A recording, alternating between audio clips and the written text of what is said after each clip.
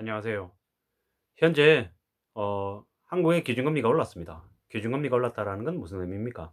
돈의 가격이 비싸졌다라는 거죠. 돈을 빌리는데 돈을 더 들여야 된다는 얘기인 거죠. 이게 앞으로 돈의 값어치가 올라간다. 돈의 값어치가 올라간다라는 건 돈을 더 비축해야 된다라는 의미로 이제 보면 좋을 것 같습니다. 이런 거죠. 물건이 흔해지면 나중에는 귀해질 징조가 됩니다. 그리고 물건이 귀해지면 흥해질 징조라고 했습니다. 이걸 다른 말로 얘기하면 물건이 싸지면 나중에 비싸질 수 있고 물건이 비싸지면 나중에 싸질 거라는 얘기입니다. 이게 무슨 얘기냐? 좀 생뚱맞은 얘기일 수 있잖아요.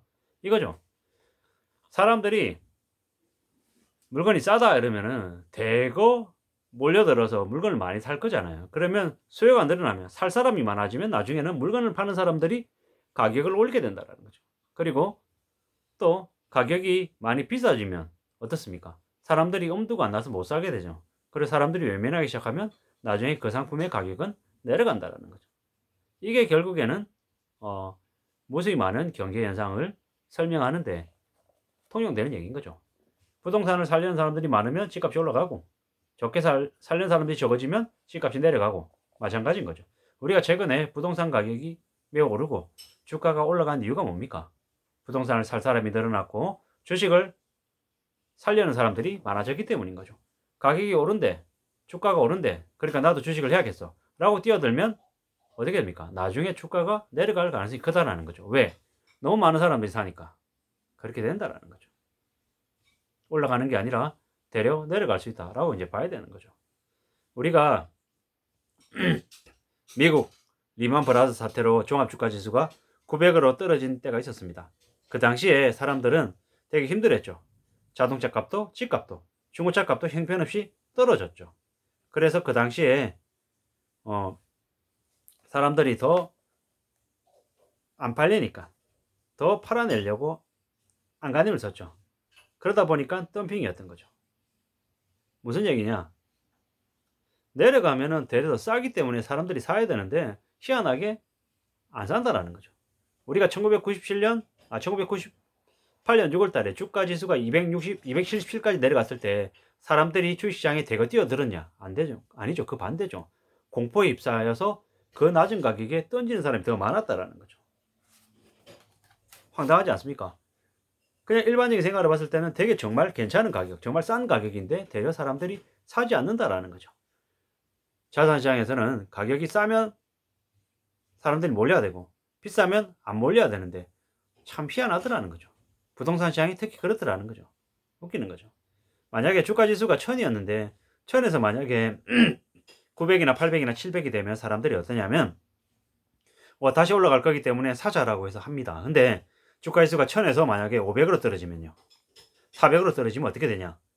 300까지 떨어질까봐 공포심 때문에 사람들이 데려서 못 사는 거죠. 황당하죠. 이게 희한하지만 현실 세계에서 벌어지는 일인 거죠. 공포 때문인 거죠. 공포. 더 떨어질 수 있다라는 두려움 때문에 사람들이 던지는 거예요. 근데 종말론을 믿지 않으면 그 주식시장이 사라지지 않는다라는 확신만 있다라고 하면 어떻습니까? 항상 바닥은 있고 어느 시점이 지나면 다시 올라간다라는 거죠. 사실상 사이클이 있다라는 얘기를 하고 싶습니다. 올라가는 게 있으면 내려가는 게 있고 내려가는 게 있으면 올라가는 게 있다라는 거죠. 언제까지나 무한정 올라갈 수도 없고 무한정 내려갈 수도 없다라는 거죠. 그래서 그래서 조금씩 우량주를 고배당 우량주를 출렁거릴 때마다 조금씩 사면 그게 훨씬 더 현명하고 안정적인 모습이다라는 생각이 드는 거죠. 그리고 우리가 자산시장에서 뭔가를 할 때 혹은 노동시장에서 일을 할 때 보통 그 사람이 지식이 많냐 적냐 이런 것들보다 그 사람의 성향, 기질에 따라서 자산을 취하는 것 같습니다. 그래서 사람은 그런 만큼 돈을 갖는다, 재산을 갖는다 이렇게 얘기하는 것 같습니다. 이런 거죠. 우리가 항상 집값이나 부동산이 내려가기만 하면 공포스럽고 올라가면 행복하기만 할 것 같지만 또 그렇지도 않다라는 거죠. 주가가 생각한 것보다 그 이상 급등하면 사람들은 또 하나의 공포를 느낀다고 합니다. 내려가면 내려간 대로 두려워하고 올라가면 올라간 대로 또 겁을 낸다라는 거죠. 이거 보면 참 희한하지 않습니까? 어쩌면 주식시장이 급등하고 급락하고 부동산 시장이 올라가고 내려가고 보다 우리의 마음을 잘 잡고 어떻게 시장에 대응할지를 정해놓는 게 더 중요하다는 말씀을 드리는 거죠.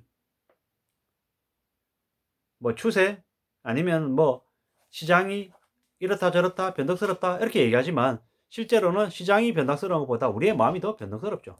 우리의 마음이 더 두려워하고 더 겁내는 때가 있거나 아니면 뭐 괜찮을 때가 있거나 하다라는 거죠. 우리가 주식시장을 볼 때는 이런 거죠. 남들이 더 이상 도저히 이제 주식시장에서는 가망이 없다. 선열이 낭자하고 모두 다 몰락해서 휴지 조각되고 뛰어내렸다 그러고 주식을 절대로 하면 안 된다는 얘기를 주변에서 10명 10명 다 그렇게 얘기를 한다 라고 하면 그때 주식을 해야 되는 시기다 라고 보시면 맞는 거죠. 또한 부동산, 이제 더 이상 대한민국은 일본어가 똑같아져 버렸어. 한국은 더 이상 부동산으로 돈 벌 수 있는 기회는 없다. 더 이상 가망이 없다. 재건축, 재개발, 이런 거 생각도 하지 마. 그거 이제 안 돼.